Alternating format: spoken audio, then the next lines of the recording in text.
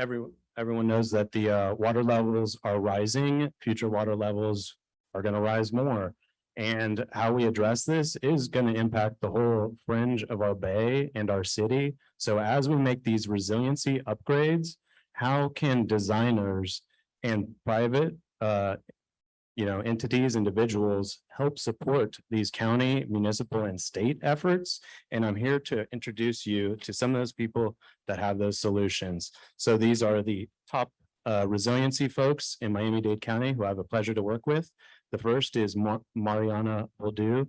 Mariana currently serves as the Director of Resilient Design at Curtis & Rogers Design Studio, Incorporated.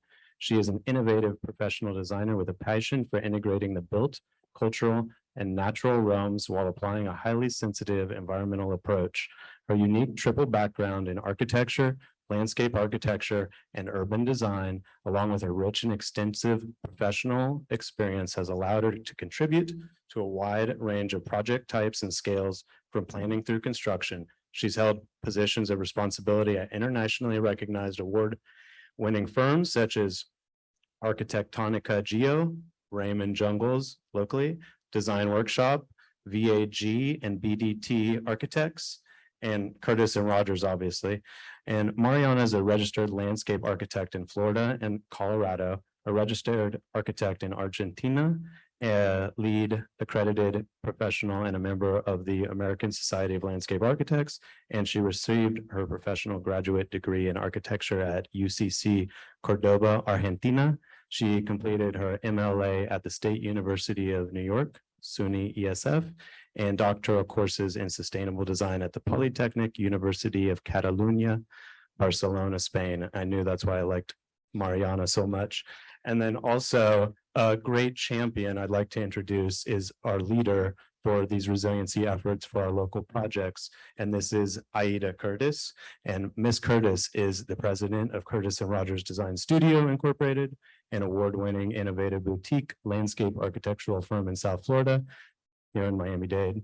She is an experienced leader with a demonstrated track record of working in the landscape, architecture, and planning industry, strong business development professional skilled in procuring innovative and sustainable solutions to public urban projects, specific expertise and collaboration with all team members, public outreach, cost-effective solutions. Please welcome Curtis & Rogers Design Team.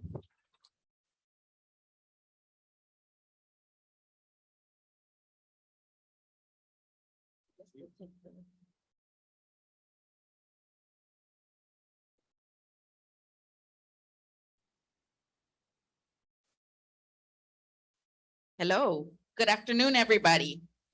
So I've been taking notes, paying attention, taking notes, and I've heard a lot of really wonderful words I want to share with you. The first is the theme of this conference, catalyzing change. How do we do that? Think outside the box, innovative solutions, green infrastructure, collaboration, building tools, a toolbox. So we are Curtis & Rogers, and we've been fortunate enough to be hired by the city of Miami. In 2019, we were hired to work on the Jose Marti Park project. Everybody, if they're not familiar with Jose Marti Park, it's a very signature park, about 13 acres on the Miami River. Lots of problems there, lots of flooding, in king tide, when the storm surges, sitting in the middle of a very vulnerable community, multifamily, immigrants, need for space, need for, experiencing the water, education, children, all the right buzzwords. So the RFP called for coming up with solutions, coming up with a toolbox of solutions that the team would come up with that would be replicable solutions throughout the city and would be addressing issues of economy, equity, and ecology, the 3 E's as we call them. So it would be a toolbox that would be adapting climate change, that would be designing climate change solutions for living with water. So what we came up, first of all, what we did was assemble a team that was just absolutely fantastic, and it's been fantastic. This team of professionals, led by a landscape architect, is a very collaborative team. We came up with it in a very innovative way of having equal voices at the table. We are proud to be working with Cummings Cedarburg as our coastal engineers. We are proud to be working with Patrick Shear, our civil engineer, and all of us sit at the table with equal voices coming up with solutions. We don't have all the answers, but we certainly each have our own expertises to be able to share with each other and respectfully come up with the best solution for all.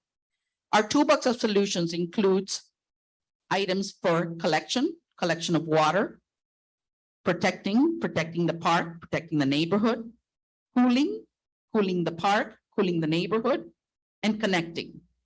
Irela just talked about connecting. It's about connecting people, connecting nature, educating them about the benefits of nature, educating them and having them learn to live with water. Our solutions cover the water line in the park as well as the uplands areas of the park. Upon starting our process in the design process, we came up with the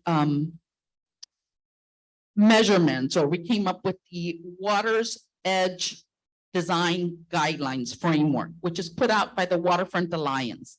This is what you see in a lot of projects in New York, where they start to look at comprehensive solutions that deal not only with, one aspect of a project, but collective aspects of the project. And they encourage the collaboration of professionals, and they encourage the development of solutions that not only treat water or deal with stormwater, but address climate change, address people connections to the water. It's the holistic solution that we're all looking for, because we can't think of it from just one standpoint. Next. Thank you. I'm gonna just walk you very aggressively through the main strokes of what this accreditation program calls for.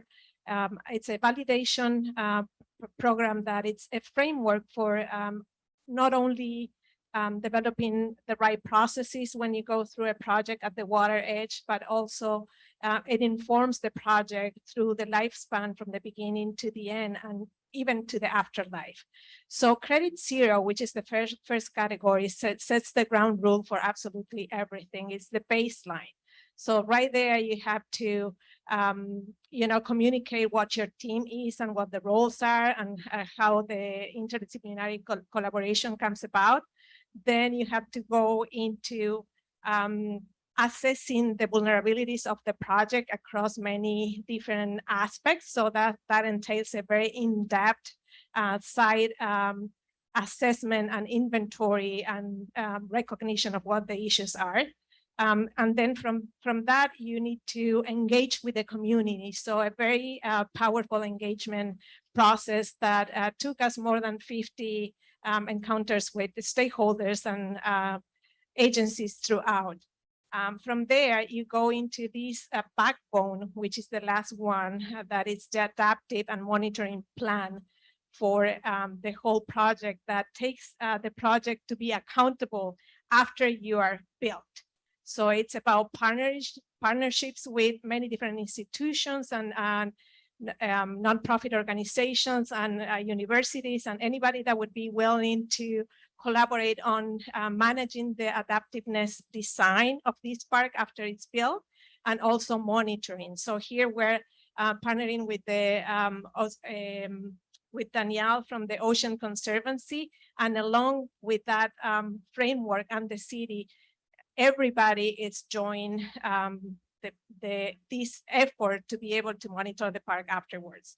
So then I'm going to move into credit category 1 very quickly. So this is about how we reduce risk at the coastal edge.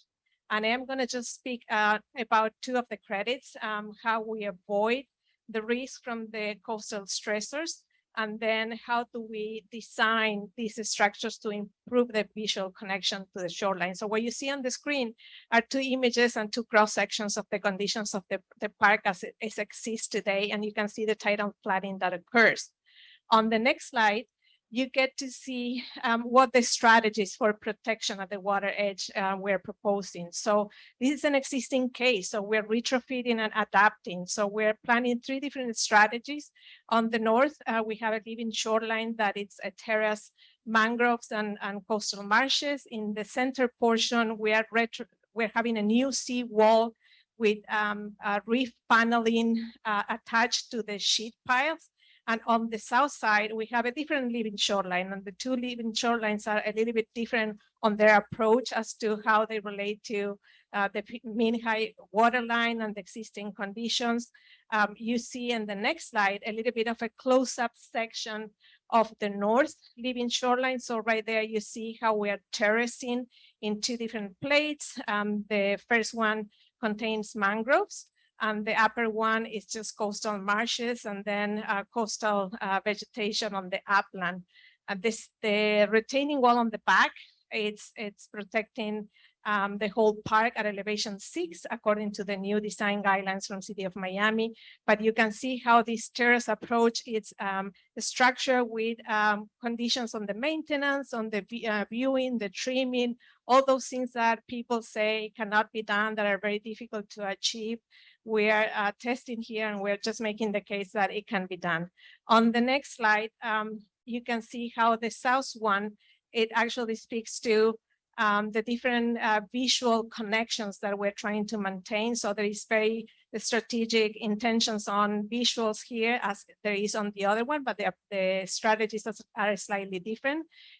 But you are required to prove how you're going to maintain this water access at the water edge, even with living shorelines, which is an argument that many people is holding it's not achievable these days. On the next slide, this credit number, category number 2, speaks to community access and connection to the water. So here you have 2 images. One that speaks how the connection to the water is actually improved through a series of viewing platforms and floating boardwalks with gangways that go down. And on the right side, you see the water taxi landing, so that it's providing water transportation access through through that station at the middle portion of the park.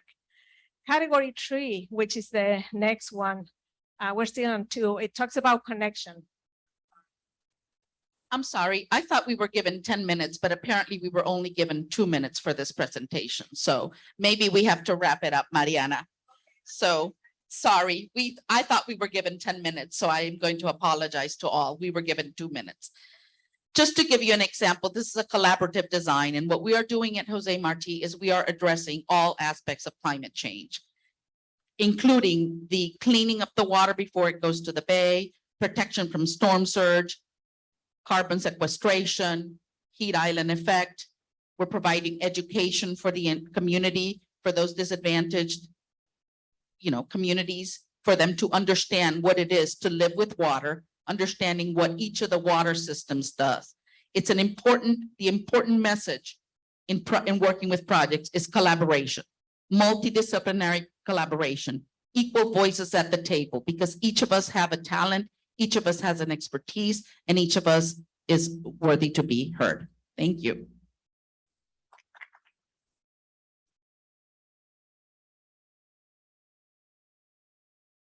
Any questions? We needed a lot more, but we cut it down at this point. I really thought we had 2 Yeah. minutes. I'm sorry. Huh? Well, I only got 2, so 2, well, we got 4. Yeah. I Okay. definitely had it, Oh, okay. but we never got the 10. Yes. Anyhow, yeah. I just wanted to highlight for everybody that the Water Edge Design Guidelines really provide a framework that is balanced, that it makes you think about every aspect of the project from day one. And it takes us even further after the life of the project is completed for the community to have systems in place to monitor and to work on the adaptation as we face climate change, which is so challenging. So with that, I will leave it to Aida for closing remarks. Questions?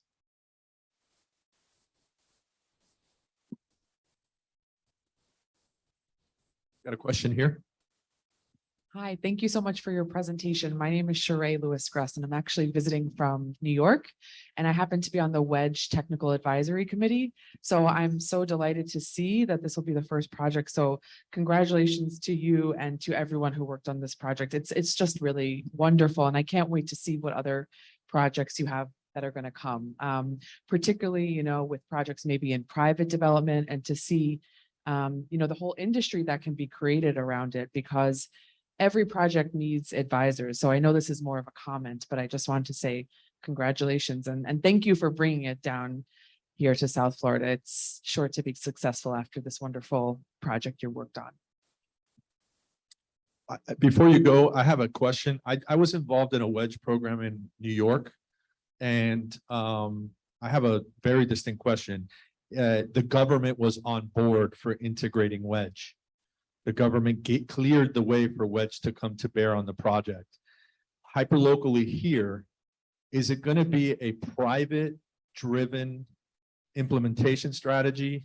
Is it government incentivized implementation strategy, or is it all of the above?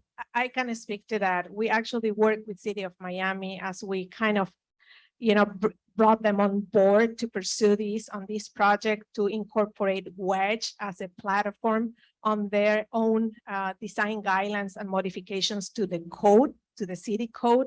So there is language on the city codes that encourages and allows a little bit of flexibility within the rules that they have set up for these developments if you pursue WEDG.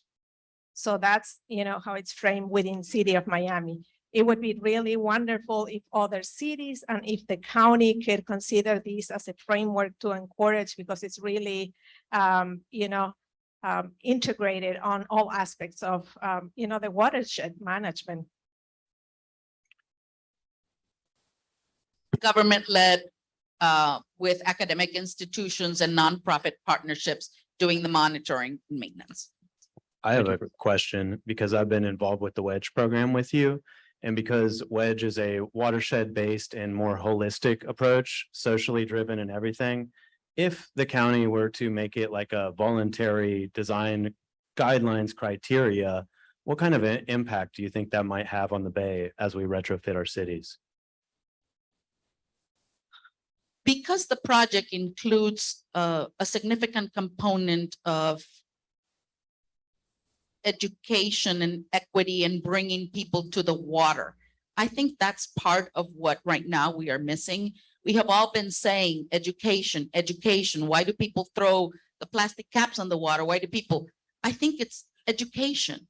We need to educate people properly. If they see the bay, if they come to the water, if they see this wonderful resource that we have, then we would be able to understand the value of it and protect it. There are many people in West Kendall who don't come to the beach. We need to be educating. We need to bring them to the water. We need to connect. That's the importance of WEDG.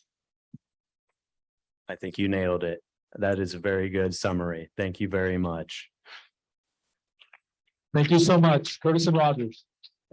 Before we move on to the next session, I want to do two things. One is I want to show, I don't think that we got a really good chance to see the final Jose Marti design. So I really want to show what this is going to look like.